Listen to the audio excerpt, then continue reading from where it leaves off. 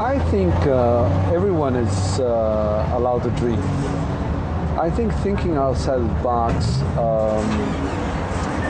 has really freed yourself from the limitation that you might not be good enough to be able to accomplish more.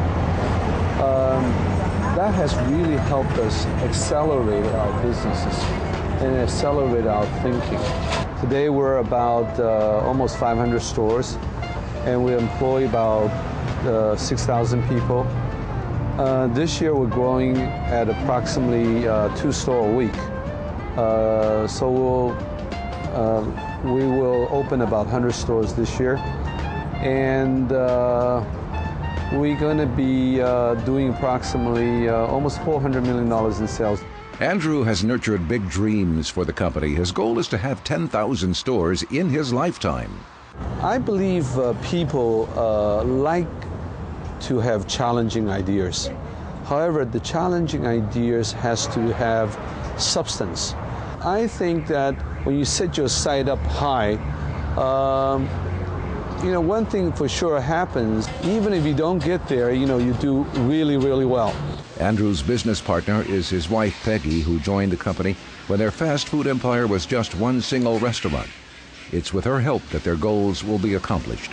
I was educated as an engineer, and then so when I first joined the company, I would take over all the administrative work, and then I focus on you automate all the process, and also focus on people side of the business, making sure that we have good program for people from the training perspective, from the development perspective, and I'll motivate them. Well, she's a tremendous help.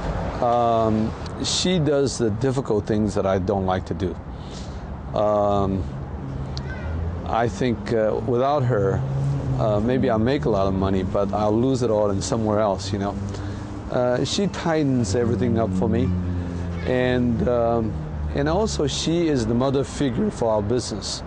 And I'm probably the visionary and the disciplinarian, and she provides a lot of love. And there's a good balance here, and I think that's why it worked so well for so long. What also has worked is their persistence, learning from their mistakes and staying focused on the customer's needs. But it's not an easy task. I think the hardest thing is probably the personal struggle. When you start running one restaurant, and then you grow to second restaurant, and the third restaurant, you say, well, I'm on top of the world, I can do this, this is easy, okay?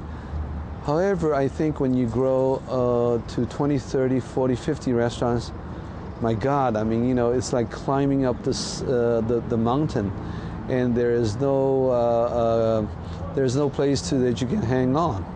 And it's a scary feeling. You don't really know where you are. You don't really know whether you're doing it right or not. Or am I capable of doing this? Why am I here? And so there's a lot of personal doubt to overcome. And I think along with personal doubt, you need to stay with it. I think that's the biggest challenge. However, their initial growth spurt from 5 to 9 stores tested their endurance. In percentage-wise, 5 to 9 appear to be harder because you actually grow 200%. So when we grow 75 stores as a company-owned store, basing on 350 stores you have, in the percentage-wise, easier. But key issue is how you're able to measure the consistency there, because you cannot be everywhere, and then you rely on your people to do things. So in that area, you need to have a system process and making sure every single one of them understands standards, tender standards.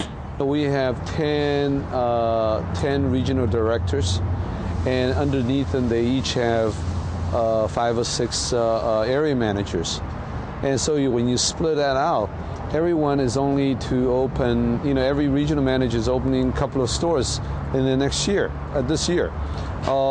So we have quite a bit of room that I think we can grow into, from a speed of operation. I think the difficulty is how do you secure good sites so you don't, grow for the sake of growth. And we are learning also about that. The Cheungs told us that franchising is a possibility for the future, But first, they're committed to strengthening their infrastructure and systems before opening the doors to others. In our business, for me, making money is not the most important thing. I think do the right job and think big and do it well, and having people that's really having fun and really challenged, and that's been a blast.